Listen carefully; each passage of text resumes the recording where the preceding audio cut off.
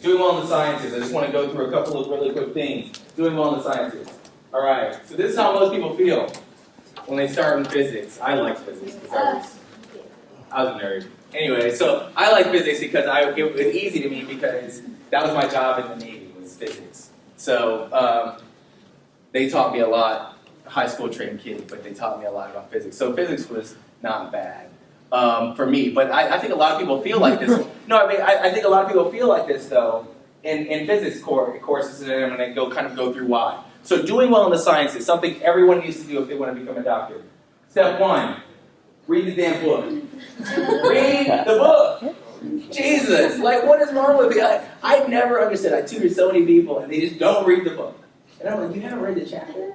And you're coming to me wanting to help me? Like, these people like labor over, I've written a book chapter in a cardiology book.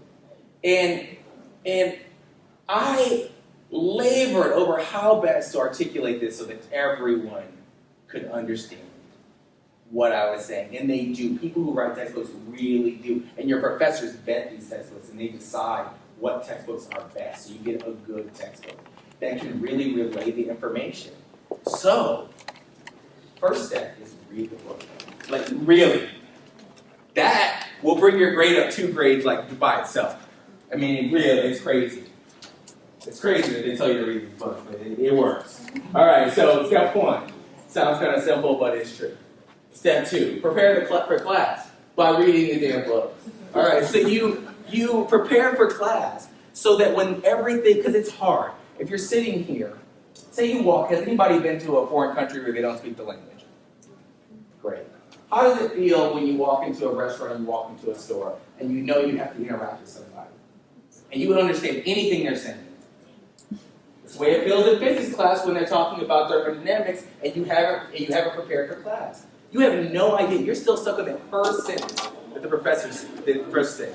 You are stuck on that first sentence because you are not prepared. You don't understand things as simple as the jargon that is being used because you haven't prepared for class. So part of this, when I was going from like 8 to 5 or 8 to 6 every day, part of what I did was prepare for class by reading the book. And the way I would go through reading the book is I would first go to the back of the chapter. And at the back of every chapter, I know a lot of you haven't ever looked at the back of the chapter. But at the back of every chapter, there is a glossary or like a list of basically keywords and jargon.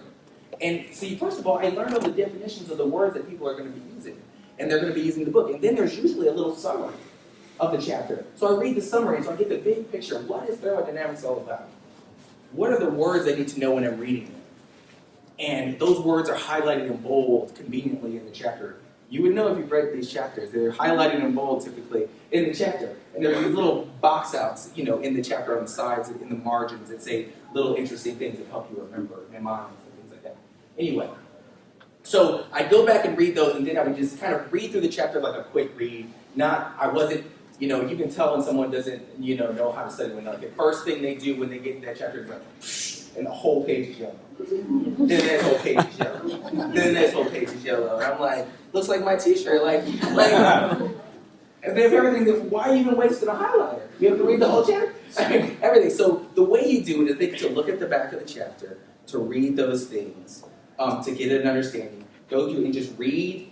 Whatever the subject's going to be, if the subject's going to be thermodynamics that day, and that's the suggested reading, which is in the syllabus, believe it or not, they usually put the suggested reading for that lecture.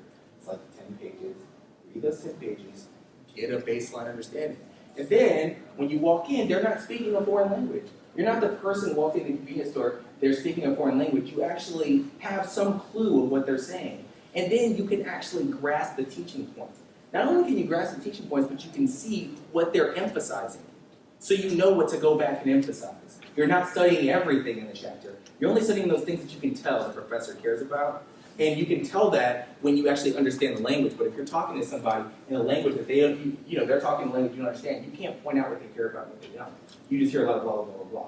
And that's how a lot of people study. This will help you do well in the sciences. Prepare for class, read the book. Go to class. Step 3. You see this class? This guy's sleeping. But the whole class is full. That's the way it should be. But go to class. Why? Again, because the professor is letting you know what they care about. they're not covering every little part of that chapter. They're covering some things that they think are important. And that really helps you. So go to class, ask questions. And also, you know why it also is important? Because like I said, those letters of recommendation are super important. And if you get through those letters of recommendation, they never remember you asking a question in class, it's going to be really hard for them to say something great about kind of like your intellectual curiosity. It can be hard. And we want to hear that. We want to hear that. We want to hear that you asked important questions. You elevated the level, which we commonly hear in great letter of recommendation. Devon routinely elevated the level of discussion in class. That's what we want. Awesome. Next letter. That's all we need to hear.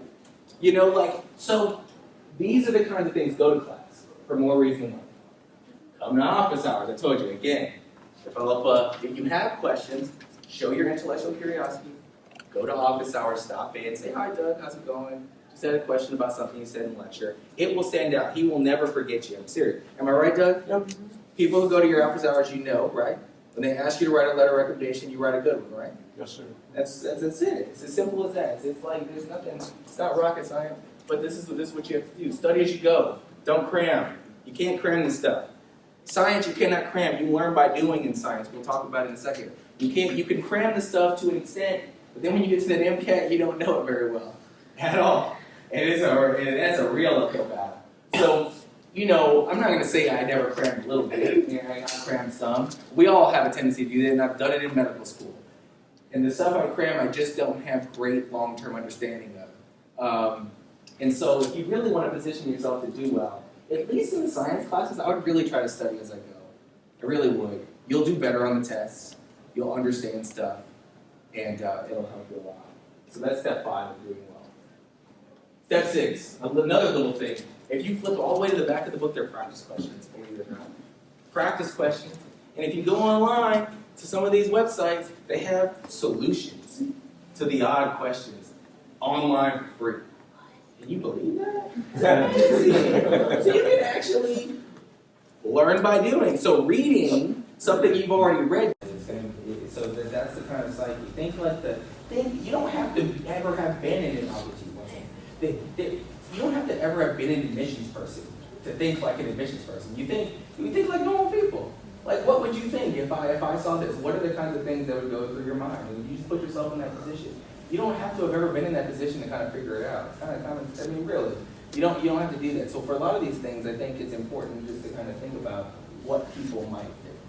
I know, like last summer, I had to take General Chem 2 and Anatomy and Physiology Part 2, but they both were offered at the exact same time at ODU.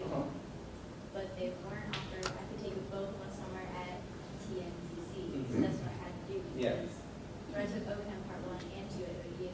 Yeah, so I mean, so that's something that they're going to ask you about it, and then that's what you tell them. I mean, I think that's what I would tell them. People are going to ask you about it. It's not like they're not going to give you an interview.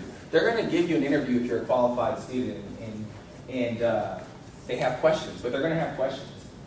Everything that stands out in your application, they're going to ask you about. They really are.